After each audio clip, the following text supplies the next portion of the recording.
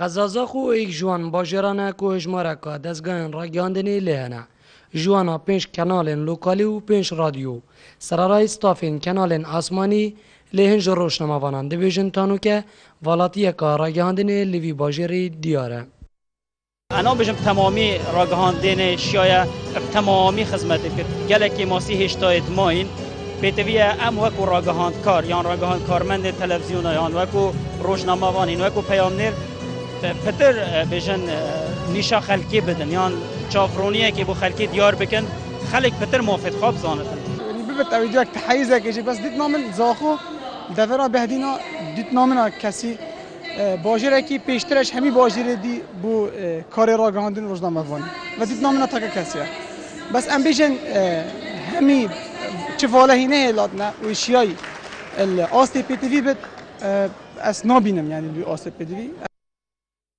هنج روشنموانن باجره زاخو وی والاتیه ودگرینن بو نبونا. پیمانگی روشنموانی و سندیکا روشنموانان لوی قضایه. هکر پیمانگی ها روزنامه‌وانه ها با گله پیستر بچ که خلک زاخو هزرکا برفرهتری های گله باشته بیچ کم بینی مثلا دهوکی های سلیمانی های زاخو بر نکیم ترج دهوکی و سلیمانی و حولی هکر ها با تایبت اکادمیه که با یان کلیجا ویره بش روزنامه‌وانی له با قطبیت مخوند با گله باشتر بد بو کسین روزنامه‌وانی بگمان کارت کردن خواهی های جبر کو اگر پیمانگی ها با کسین اکتیف اجوی پیمانگی در کردن دا پدر هاری کار بد بو کارون اگر تو نکسا که قزازا خو اف کسین بینا روشنامه‌وان هرچند جی کسین چالاکن لی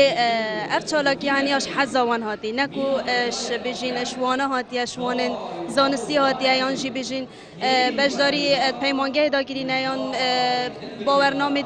پیمانگی ورگرتینه بینا روشنامه‌وان بلکی بهرا پدر اشوانه حزا خو بینا روشنامه‌وان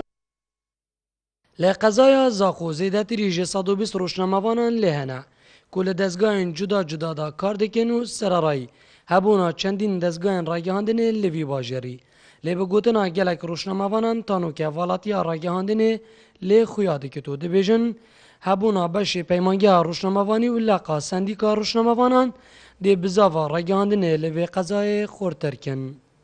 زیروانگولی با دینان سات از زاخو